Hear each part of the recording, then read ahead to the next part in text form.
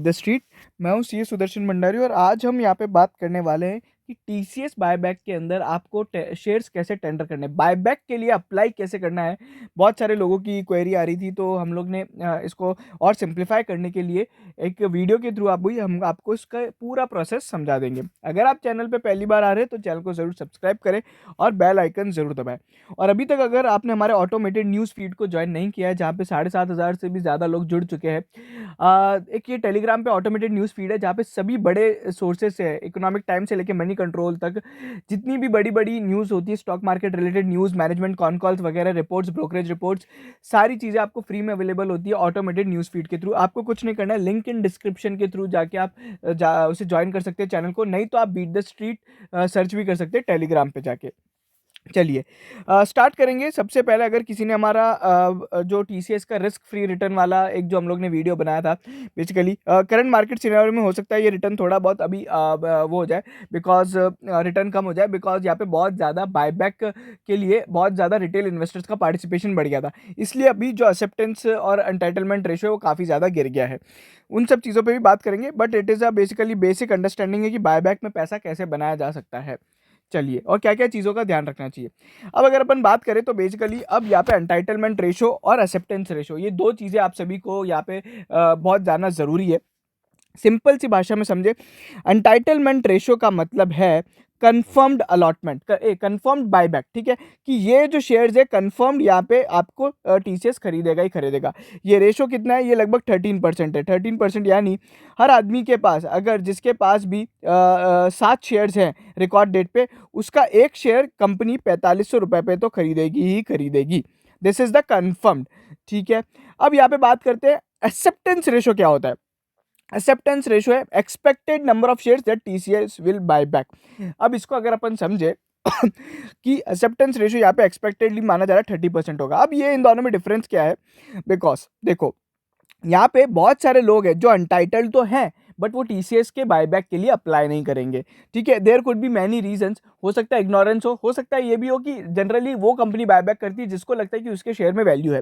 तो mostly people think कि जब कंपनी 4500 रुपये पर खरीदने को तैयार है तो हम तो शेयर होल्ड करके रखेंगे, वी विल नॉट सेल, ठीक है। तो दिस काइंड ऑफ थिंग्स होती है कि बहुत सारे लोग जो अनटाइटल्ड हैं वो यहाँ पे बायबैक में शेयर्स टेंडर ही नहीं करेंगे। तो आपका क्या होगा, बेसिकली जो इनका कंपनी का बायबैक साइज है वो अब कम शेयर होल्डर्स के लिए अवेलेबल हो जाएगा, और इसलिए आपका यहाँ पे एक्सेप्टेंस रेशो बढ़ जाएगा, ठीक है। तो acceptance ratio could be higher also, ठीक है। तो इस तरीके से ये जो बेसिक डिफरेंस है ये है एंटाइटलमेंट रेशो और एक्सेप्टेंस रेशो में। ये अपनी बात हो गई इस पे। बायबैक की डेट्स क्या है? बायबैक की डेट्स 9 मार्च से लेके 23 मार्च तक है, ठीक है। 5 बजे तक ये खुला रहेगा। अब इसको अप्लाई करने का क्या तरीका है और क्या सारी चीज़ों पे ध्यान रखना चाहिए, तो सबसे पहले आपको एक ईमेल आया होगा। तो अगर आप इस स्क्रीन पे देखेंगे, एक यहाँ पे आपको टीसीएस का एक है ना, राइट साइड में अगर आप देखेंगे तो इस तरीके से आपको यहाँ पे ईमेल दिखेगा, टीसीएस बायबैक, ठीक है ना। ये आपको ईमेल आएगा। अब यहाँ पे आपको क्या ध्यान में रखना है, इंपॉर्टेंट चीज़ क्या क्या है इसमें, यहाँ पे आपको सबसे पहले दिख जाएगा, जैसे मैंने रिटेल इन्वेस्टर्स रिटेल कैटेगरी में अप्लाई किया था तो मेरे पास 45 शेयर्स थे, तो यहाँ पे मुझे अनटाइटल्ड शेयर्स आ गए 6। ये तो मेरा कन्फर्म है जो टीसीएस खरीद लेगा, 6 इंटू 4500 रुपीज़ मुझे तो कन्फर्म मिल ही जाएगा, ठीक है। ये सारी चीज़ें हो गई है। अब बाकी मिलेगा नहीं मिलेगा वो यहाँ पे टीसीएस पे डिपेंड करता है। अब आपको क्या क्या करना है अप्लाई करने के लिए, टेंडर करने के लिए क्या क्या करना है। सबसे पहले तो उनकी बात करते हैं जिनका अकाउंट जीरोधा में है। इनका जो प्रोसेस है एकदम सिंपल एंड सोबर है, यहाँ पे कुछ भी नहीं करना है आपको। अगर आपका जो बेसिकली जीरोधा में अकाउंट है, आपको कंसोल पे जाना है, ठीक है। कंसोल पे जाइए, कॉर्पोरेट एक्शंस में जाके वहाँ पे एक बायबैक का विंडो होगा, ठीक है। वहाँ पे आप बायबैक के विंडो में जाके जैसे आप बायबैक पे क्लिक करेंगे वहाँ पे आपको टीसीएस का नाम आएगा, ठीक है। टीसीएस का नाम आएगा, वहाँ पे ऑलरेडी शेयर प्राइस लिखी हुई है 4500 रुपये। उसके बाद अगर आप देखोगे तो बेसिकली वहाँ पे number of shares to be applied, number of shares to be tendered का ऑप्शन आएगा।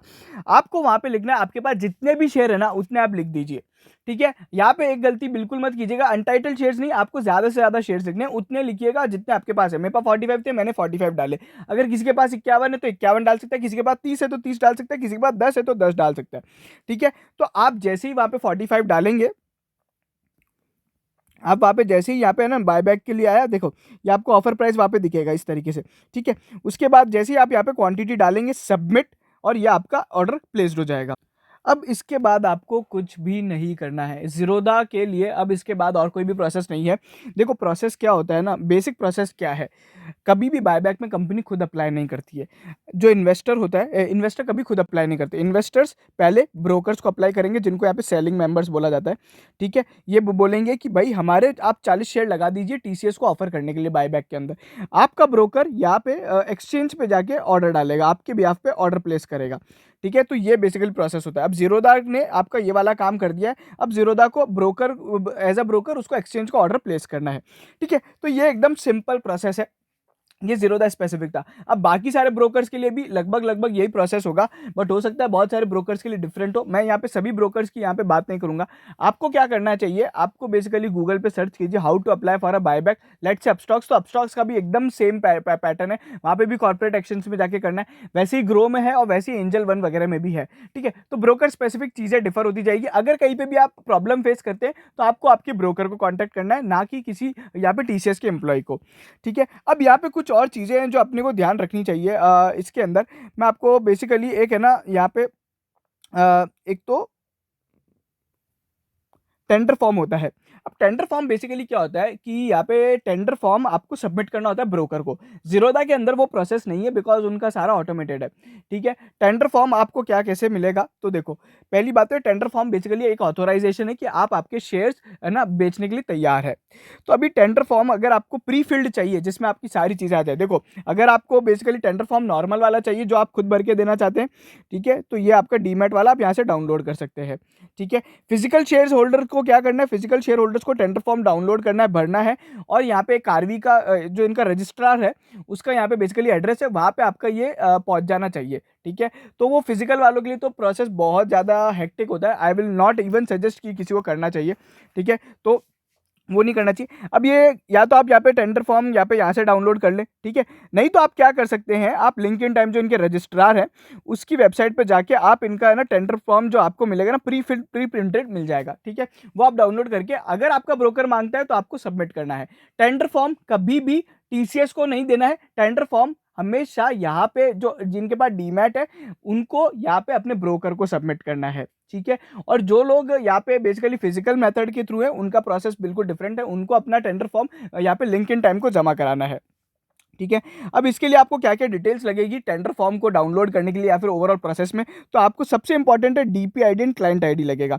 ये ज़ीरोधा में भी मिल जाता है। डीपीआईडी क्लाइंट आईडी आप जैसे ही गूगल करेंगे आपको वहाँ पे आ जाएगा कि डीपीआईडी क्लाइंट आईडी कहाँ होता है। बेसिकली आपका अकाउंट डिटेल्स के अंदर होता है। नहीं तो आप कोई भी डिविडेंड या फिर कोई पुराना मेल होगा ना, डीपीआईडी काफ़ी 10-12 डिजिट का होता है तो लंबा होता है।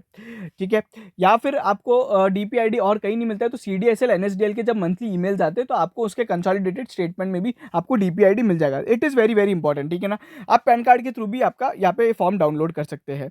ये सारी चीज़ें हो गई है।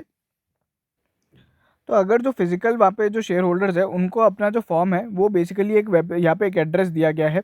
ठीक है, उस एड्रेस पे जमा कराना है। मैं आपको एड्रेस भी दिखा देता हूँ और आपको लेटर ऑफ ऑफर में वो पूरा एड्रेस भी मिल जाएगा। पहली बात तो एनवलप का नाम ये होना चाहिए जो साफ साफ यहाँ पे लिखा हुआ है, इस एनवलप में पहुँचना चाहिए। ठीक है, और 23 जो इनकी लास्ट डेट है उसके 5 बजे से पहले पहुंच जाना चाहिए। ठीक है, अगर आप देखना चाहते हैं कि वो एड्रेस क्या है तो बेसिकली मैं एड्रेस आपको समझा देता हूँ। ये रहा वो एड्रेस।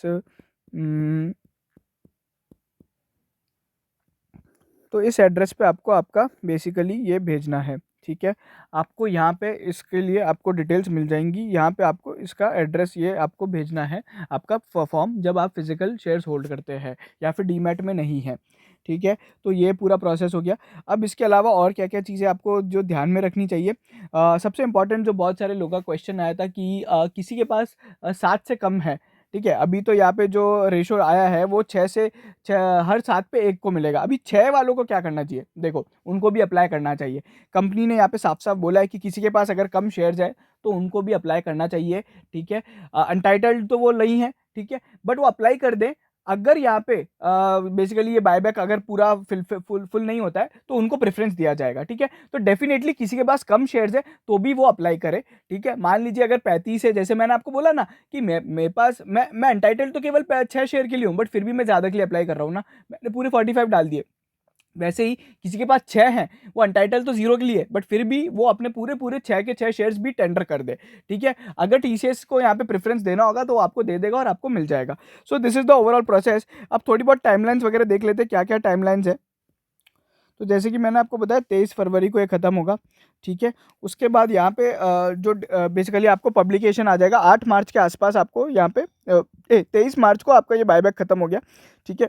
यहाँ पे आपने अप्लाई कर दिया, फिर इनका वेरिफिकेशन वगैरह होगा, बिड का सेटलमेंट होगा, ठीक है, ये सारी चीज़ें होंगी। और यहाँ पे आपको शेयर सर्टिफिकेट या फिर रिटर्न ऑफ अनएक्सेप्टेड शेयर्स आपको वापस आ जाएंगे, मतलब बेसिकली इस तरीके से आपको ईमेल आ जाएगा। और 8 अप्रैल तक आपको बेसिकली आपके जो शेयर्स हैं एक्सटिंग्विश हो जाएंगे।